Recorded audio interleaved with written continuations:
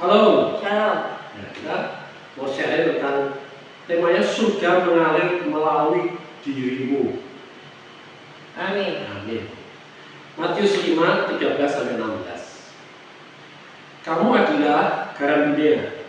Jika garam itu menjadi tawar, dengan apakah ia diasinkan? Tidak ada lagi gunanya selain dibuang dan diinjak orang. Kamu ada terang dunia, kota yang terletak di atas gunung tidak mungkin tersembunyi. Lagi pula orang tidak menyalakan pelita lalu meletakkannya di bawah gantang, melainkan di atas kaki dia, sehingga menerangi semua orang di dalam rumah itu.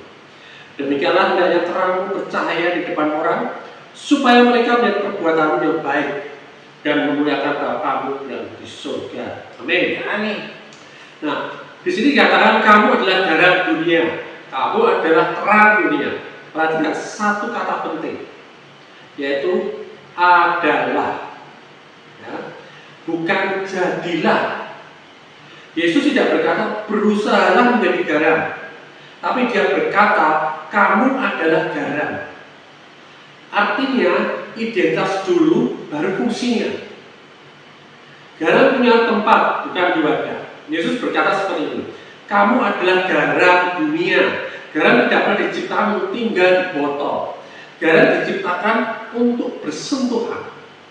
Kalau garam tetap di wadah, makanan tetap hambar dan membusuk. Masalahnya bukan pada kualitas garam, tapi pada posisinya. Banyak orang percaya hidup seperti ini.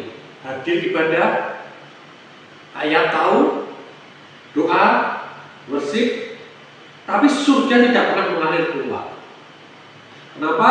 Karena kita nyaman di wadah rohani. Padahal Yesus berkata dalam Injil Yohanes 7 ayat 38, ya, barang siapa percaya padaku dari dalam hatinya akan mengalir aliran air hidup. Perhatikan, mengalir bukan mengendap. Ya. Nah, di zaman Yesus garam punya tiga fungsi utama. Yang pertama mengawetkan. Dunia tanpa Tuhan akan membusuk secara moral dan rohani. Tapi kehadiran orang percaya menahan pembusukan ini. Bayangkan kantor, keluarga, kota, ya, tanpa orang percaya akan membusuk. Siapa yang membawa kasih? Siapa yang membawa doa? Siapa yang membawa pengampunan? Surga menjaga bumi melalui umat-umatnya, melalui kita-kita ini. Nah, yang kedua, garam memberi rasa. Tanpa garam, makanan hambar. Tanpa orang percaya yang sadar identitasnya, dunia terasa kosong. Tidak ada artinya. Orang tidak butuh agama, orang butuh kasih. Orang butuh damai sejahtera. Orang butuh pengharapan. Yang ketiga, garam menciptakan haus. Garam membuat orang itu haus. Hidup kita seharusnya membuat orang haus akan Tuhan, bukan haus akan gereja, bukan haus akan program, ya, tapi haus akan Yesus. Nah, pola pikir lama yang harus diubahkan apa? Banyak orang berpikir Tuhan tolong campur tangan di dunia ini. Padahal Tuhan berkata, aku sudah tidak di dalam kamu.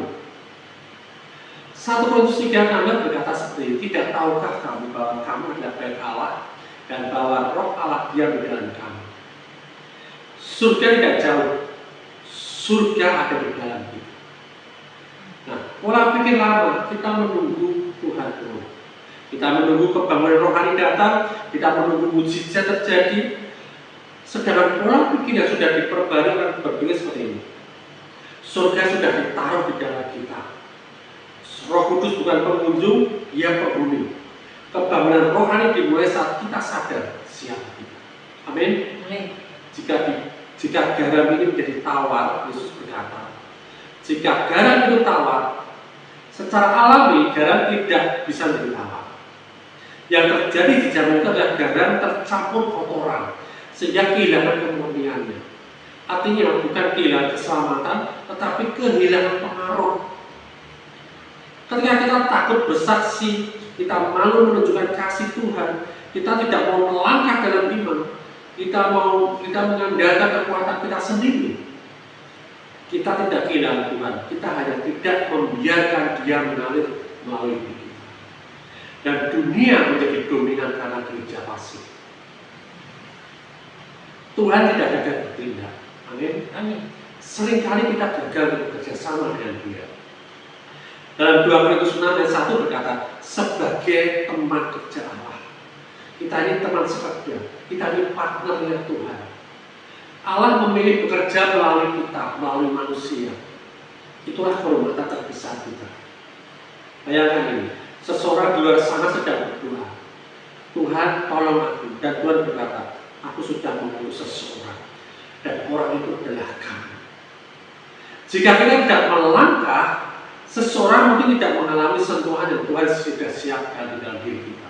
Bukan karena Tuhan tidak sanggup, tetapi karena Dia memilih bekerja melalui tubuhnya. Ilustrasinya seperti kabel listrik. Bayangkan kabel listrik. Kabel itu tidak menghasilkan listrik, tapi hanya menjadi saluran. Kalau kabel itu terhubung, lampu menyala. Kalau kabel itu putus, gelap. Kita bukan sumber kuasa, tapi Yesuslah sumbernya, dan kita yang mengalirkan kuasa itu. Yohanes 19 ayat 5, di luar aku kamu tidak dapat berbuat apa-apa. Tapi selama kita terhubung dengan surga mengalir, kita terhubung dengan Tuhan, surga mengalir melalui kita. Yesus selalu berkata seperti ini, kamu adalah terang dunia. Dia terang tidak berusaha melawan gelap, ia hanya bersinar. Gelap tidak pernah bisa memadamkan terang kecil sekalipun.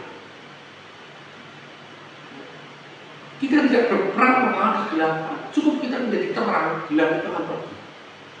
Masalahnya bukan dunia terlalu gelap. Masalahnya seringkali terang terlalu disembunyikan. Ketika kita takut ditolak, ketika kita takut dianggap berbeda, ketika kita takut untuk tidak diterima, ya, pada terang memang diciptakan untuk berbeda. Surga mengalir melalui hidup. Surga tidak mengalir karena kita hebat. Surga mengalir karena Roh Kudus tinggal di dalam kita. Dan kita membawa pengampunan, kita membawa doa, kita membawa damai sejahtera, kita membawa mujizat, kita membawa pengharapan. Setiap orang yang kamu temui hari ini bisa mengalami surga melalui diri. Bukan karena kamu sempurna, tetapi karena Kristus tinggal di dalam kamu. Amin. Hari ini, mulai hari ini, lakukan juga keluar dari wadahmu. Jangan hanya menikmati hadirat Tuhan, tapi bagikan. Berani melangkah kecil, doakan satu orang, beri satu kata penguatan, tunjukkan satu tindakan kasih. Sadar identitasmu, kamu bukan menunggu kebangunan rohani, kamu adalah pembawa kebangunan rohani. Mari kita akui, aku adalah garam dunia. Aku adalah terang dunia. Surga tinggal di dalamku. Hari ini aku keluar dari wadah. Biarlah hidup Allah mengalir melalui diriku, dan seseorang mengalami kasihnya. Semarang Revival Center ini bukan tentang program, ini tentang aliran. Surga tidak jauh.